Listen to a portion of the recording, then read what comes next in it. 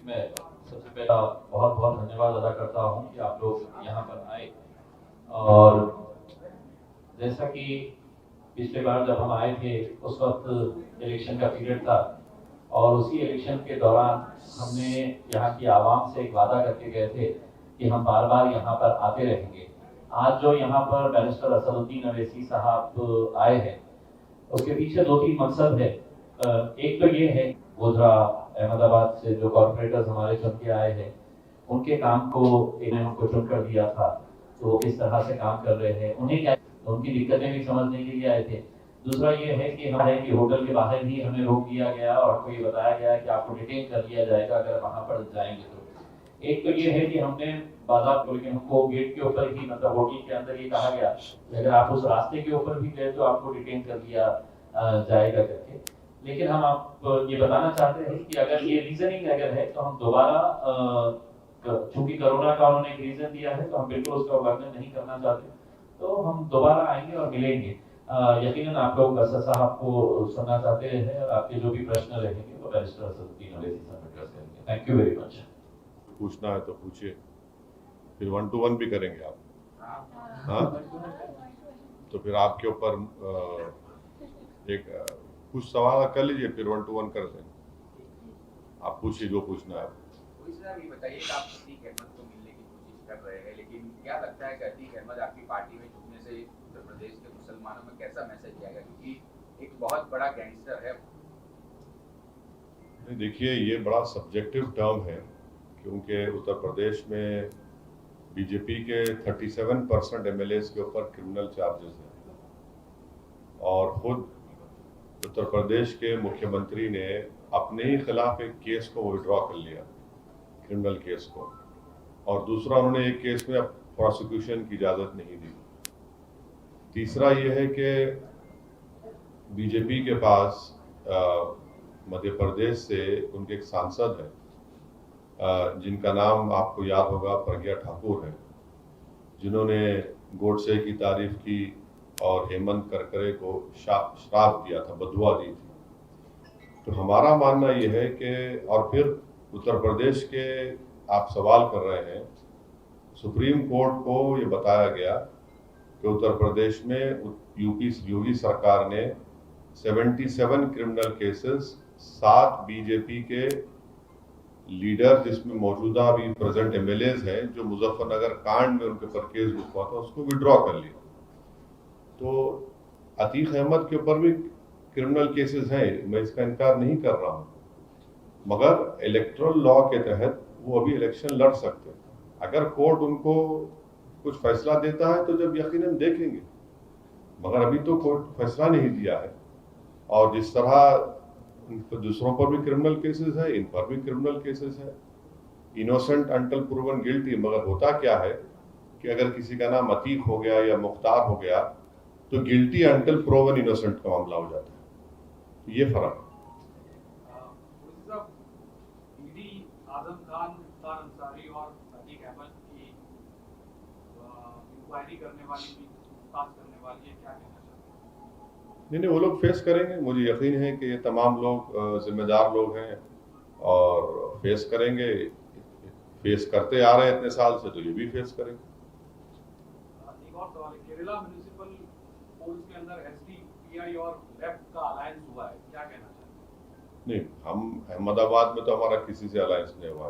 केरला की बात नहीं, मैं क्या बोलूं उसके बारे में, मेरे को क्या करना है उसमें। सर, आगे ये क्या प्लानिंग है 2022 इलेक्शन के लिए? गुजरात में पहली बार असेंबली इलेक्शन है। हमारे प्रेसिडेंट साबिर भाई हैं, सिटी प्रेसिडेंट भी यहाँ बैठे हैं और पूरे हमारे जिम्मेदार कॉर्पोरेटर्स भी हैं। तो सबसे पहले तो हम यहाँ पर आकर अपने जो हमारे कॉर्पोरेटर्स हैं उनसे मुलाकात करके उनका शुक्रिया अदा करेंगे। और अभी इम्तियाज़ जलील साहब ने अपने ओपनिंग रिमार्क्स में ये बताया कि हम लोग आने वाले आज से 12-13 महीने के बाद जो विधानसभा के चुनाव होंगे गुजरात में, उसमें हमारी पार्टी हिस्सा लेगी।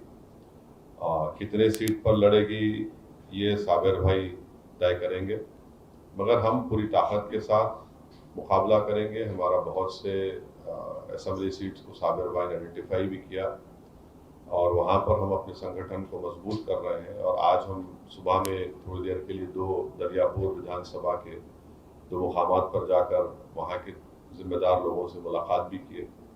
तो ये तैयारी चल रही है। अभी जो गुजरात असेंबली आने वाली है, आपने कोई एक फिगर फिक्स किया है कि 25 सीट 50 सीट या 182 सीट पे लड़ेगी? नहीं, ये अभी तो मैं अभी मैडम के सवाल के जवाब में ये कहा कि कितने विधानसभा की सीट पर लड़ेंगे, इसका फैसला हमारे गुजरात यूनिट के सदर साबिर भाई और हमारे जिम्मेदार करेंगे, और जब वो हो जाएगा तो आपको बताएंगे। मगर विधानसभा बड़ी ताकत के साथ लड़ेंगे जरूर।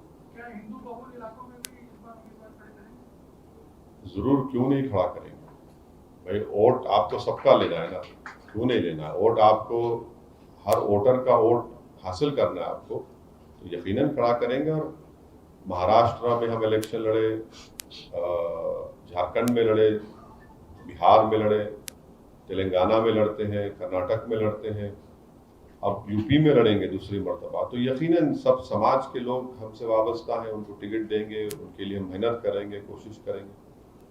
यूँ कहा जा रहा है कि वोट पोलराइजेशन के लिए आप लोग आए हैं, और खासतौर से सिर्फ 3 एमएलए हैं गुजरात में मुस्लिम, अब वो भी नहीं बचेंगे अगर आप लोग रहेंगे। ये 3 क्यों बचे खाली?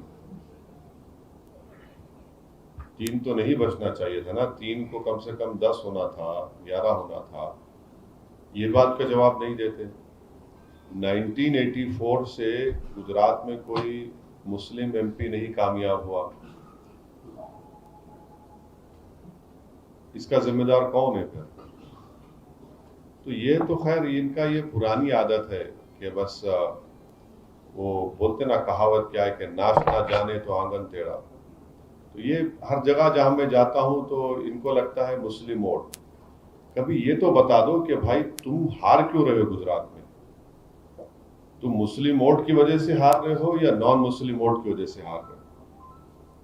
तुम्हारा एक भी सांसद नहीं जीता 2019 के पार्लियामेंट इलेक्शन में, और फिर आपको ये बात बोलने का हक कैसे हासिल है? तो ये चलता है, ये लोग बोलते रहते हैं ऐसा।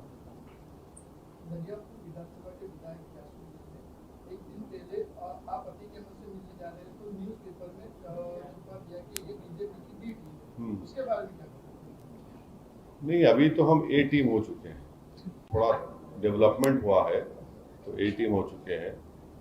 और इनके लीडर जिनका नाम राहुल गांधी है, वो अपनी आबाई सीट अमेठी में हार गए। कैसा हारे? अगर इनको थोड़ा समझ है तो बता दें क्यों हारे। वहां तो हमारा कैंडिडेट नहीं था। इतनी बड़ी सीट अपने पूर्वजों की हार गए, और वायनाड से जीतते हैं वहां पे इसलिए कि वहां पर 35% के करीब माइनॉरिटी वोटर था, तो वहां जीत जाते हैं। तो अब ये इनको कैसा है ना कि हमको देखते कि इनको टीम याद आती है, इनको बी टीम, कभी ए टीम, कभी वोट कटवा। तो खैर कोई बात नहीं, हमको इससे परवाह नहीं करती।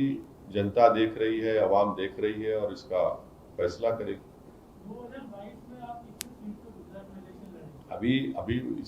अभी मैं जो सवाल आप लोग कर चुके हैं, दोबारा आप करने से आपका वक्त खराब होगा। इसका फैसला साबिर भाई करेंगे, हमारे गुजरात की यूनिट के जिम्मेदारान करेंगे और आपको बताएंगे।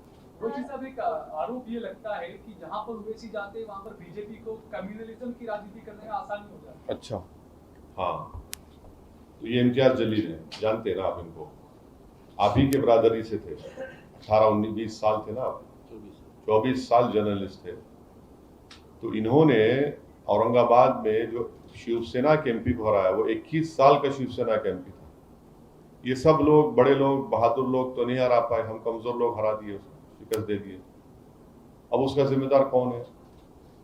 दूसरी बात यह है कि 2019 के पार्लियामेंट के चुनाव में हम लोग सिर्फ 3 पार्लियामेंट की सीट पर लड़े।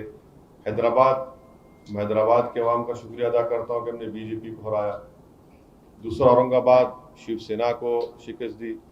और बिहार में किशनगंज, जहाँ पर हमारे मौजूदा एमएलए और स्टेट प्रेसिडेंट अख्तर अली ईमान को 3 लाख वोट मिले, जेडीयू को 3,25,000, कांग्रेस को 350। तो भाई 3 सीट अगर मैं लड़ता हूं तो बीजेपी 300 जीत जाती है।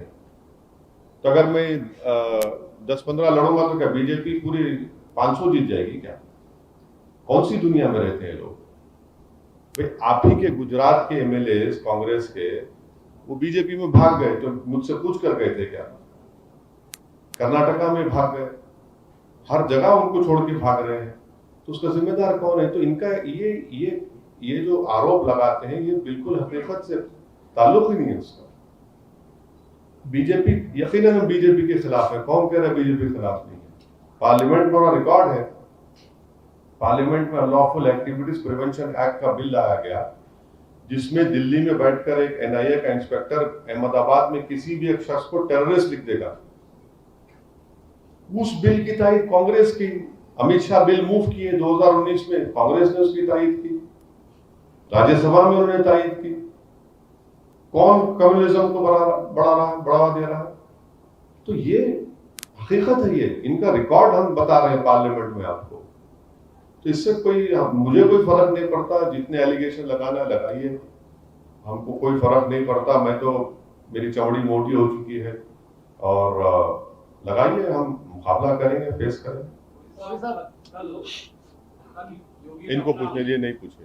योगी साहब कह रहे हैं कि उत्तर प्रदेश में आजादी के बाद की जो तुष्टीकरण की राजनीति चल रही है उसे इस बार खत्म करना है। तो वो अब्बाजान क्यों बोलते हैं? पिताजी बोलना चाहिए था ना उनको। अब्बाजान क्यों बोलते हैं? इसको अंग्रेजी में बोलते हैं डॉग विजिल पॉलिटिक्स। और उन्होंने जो किताब अपना वो रिकॉर्ड बताया, झूठ है वो। 33 लाख अनएम्प्लॉयड यूथ का नाम पोर्टल पर है। 2020 फरवरी में उनका मंत्री विधानसभा में खड़े होकर कहा कि 33 लाख अनएम्प्लॉयड यूथ के नाम है जिनको नौकरी की जरूरत है। सीएमआई का डेटा है कि 10% अनएम्प्लॉयमेंट रेट है उत्तर प्रदेश में। अब गंगा के पानी के ऊपर लाशें तीर रही थी तो तुष्टीकरण था क्या? वो ऑक्सीजन नहीं मिल रहा था तो क्या तुष्टीकरण था? नदी के किनारे लोगों को लकड़ी नहीं मिली अपने वालिद को, अपनी माँ को, अपने भाई को, बेटे को जलाने के लिए, अंतिम संस्कार करने के लिए, तो जमीन में दफना दिए तो कुत्ते लोच कर खा रहे थे, तो क्या तुष्टीकरण की राजनीति थी वो? कौन सी बात कर रहे हैं वो? तो ये इनका रिकॉर्ड है। योगी ने जो अपना रिपोर्ट कार्ड पेश किया उसमें कहा है कि 4.5 साल में उत्तर प्रदेश में योगी के रिपोर्ट कार्ड में पढ़ा हूं उसको पूरा। हम योगी से ये पूछना चाह रहे हैं कि प्रधानमंत्री ग्रामीण आवास योजना 2017-18, 18-19, 19-20, 20-21 में एक घर बताओ मुसलमान का, एक घर, सिर्फ सैंक्शन छोड़ो, एक घर जो तुमने दिया बताओ मेरे।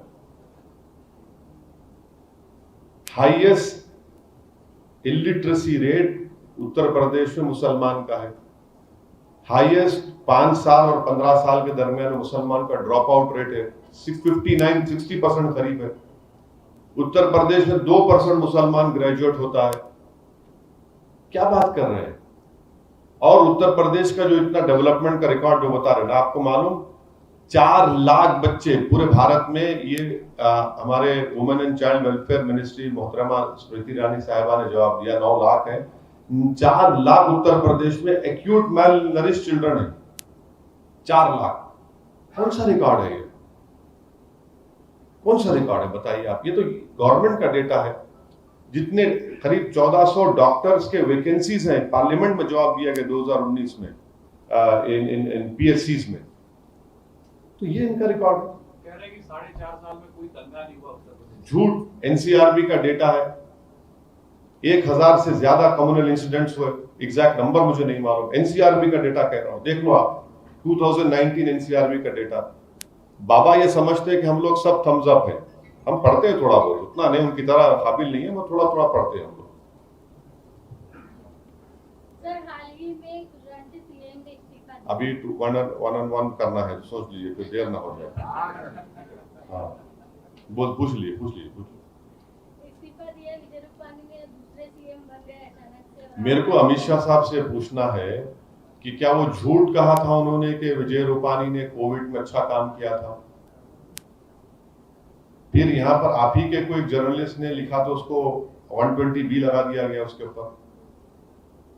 अमित शाह साहब को जवाब देना है कि जब आप तो उसको सर्टिफिकेट दे दिए थे रूपानी साहब को कि बहुत गैर मामूली काम किया, फिर क्यों हटाए उसको? अच्छा, हटाने के बाद जो बीजेपी की तरफ से सिलेक्टिव लीक किया गया कि रूपानी को हटाने का मकसद ये था कि वो कोविड में काम नहीं करे, तो फिर सच कौन बोल रहे हैं, झूठ कौन बोल रहा है? उनकी पार्टी का डिसीजन है, वो किसी को उठाते किसी को बिठाते, उनका काम है। बट जब होम मिनिस्टर और अमित शाह तो गुजरात के बहुत बड़ा नेता है, उनका अहमदाबाद के, उनका यहाँ के सांसद भी है, तो उनको जब वो खुद सर्टिफिकेट दिए उसको उनको हटा दिए, तो नहीं मालूम क्या क्या चक्कर है। ठीक है, थैंक यू।